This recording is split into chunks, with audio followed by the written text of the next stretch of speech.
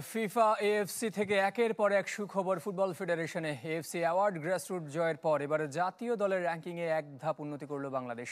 তৃণমূলে আরও উন্নতির লক্ষ্যে স্কুল ফুটবলার দেশের একাডেমিগুলোকে নিয়ে বেশি মনোযোগী হতে চান ডেভেলপমেন্ট কমিটির চেয়ারম্যান নাসের শাহরিয়ার জাহিদি। নির্বাহী সভায় কথা বলতে চান জাতীয় দল আর হেড কোচ হাভিয়ের কাবরেরার পারফরমেন্স নিয়ে।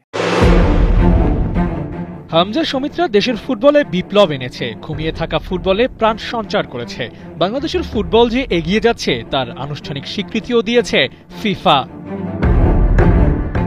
ভক্তদের আক্ষেপ র্যাঙ্কিংয়ে বাংলাদেশ কেন পিছিয়ে, তবে এবার সময় এসেছে সেই আক্ষেপ মেটানোর। একটু একটু করে উন্নতি করছে লাল সবুজ। গেল 6 বছরের মধ্যে ষষ্ঠবারের মতো র্যাঙ্কিংয়ে সেরা অবস্থানে এসেছে বাংলাদেশ। 184 থেকে এক ধাপ উন্নতি করে 183-তে গিয়ে পৌঁছেছে জামাল ভুঁইয়ারা। অথচ এই সময়ে বেশ কিছু দলের বিপক্ষে বাংলাদেশ খেলেছে যারা জামাল ভুঁইয়াদের চেয়ে র্যাঙ্কিংয়ে অনেকটা এগিয়ে। সময় এভাবেই বদলায়। লাল সবুজের প্রতিনিধিরা যে ভালো ফুটবল খেলছে তার প্রমাণ মিলছে পরিসংখ্যানে।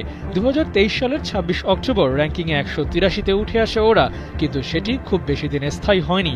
2024 সালের ফেব্রুয়ারি মাসের 15 তারিখ ছন্দপতন হয়, নেমে আসে 184-তে। সেখান থেকে আরও এক ধাপ নিচে অর্থাৎ 185-তেও নামে বাংলাদেশ। 19 ডিসেম্বর পর্যন্ত র্যাঙ্কিং 185 বহাল থাকে। তবে 2025 সালের 3 এপ্রিল 183-তে উঠে আসে বাংলাদেশ। মাঝে ছন্দপতন হলেও ঠিকই নিজেদের জায়গা খুঁজে নিয়েছে হামজা সমিতরা। এই অবস্থানে পৌঁছে ভক্তদের জন্য যেন আশার খবর জানিয়ে রাখল হামজা সমিত জায়ান্টরা।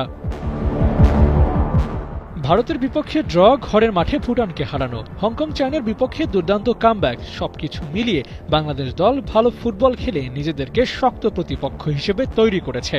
আর এটাই ওদের র্যাঙ্কিংয়ে উন্নতি করতে সহায়তা করেছে।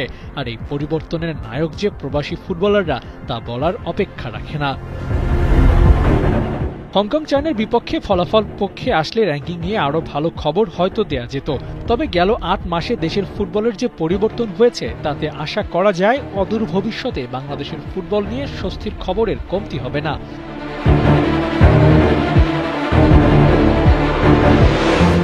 সামনে ভারত ম্যাচ, জিততে পারলে এশিয়ান কাপ খেলতে না পারার আক্ষেপ কিছুটা হলেও ঘুচবে। হামজা সমিতরা দেশের ফুটবলে বিপ্লব এনেছে, ঘুমিয়ে থাকা ফুটবলে প্রাণ সঞ্চার করেছে। বাংলাদেশের ফুটবল যে এগিয়ে যাচ্ছে তার আনুষ্ঠানিক স্বীকৃতিও দিয়েছে ফিফা। ভক্তদের আক্ষেপ র্যাঙ্কিংয়ে বাংলাদেশ কেন পিছিয়ে, তবে এবার সময় এসেছে সেই আক্ষেপ মেটানোর। একটু একটু করে উন্নতি করছে লাল সবুজ। গেল 6 বছরের মধ্যে ষষ্ঠবারের মতো র্যাঙ্কিংয়ে সেরা অবস্থানে এসেছে বাংলাদেশ। 184 থেকে এক ধাপ উন্নতি করে 183-তে গিয়ে পৌঁছেছে জামাল ভুঁইয়ারা। অথচ এই সময়ে বেশ কিছু দলের বিপক্ষে বাংলাদেশ খেলেছে যারা জামাল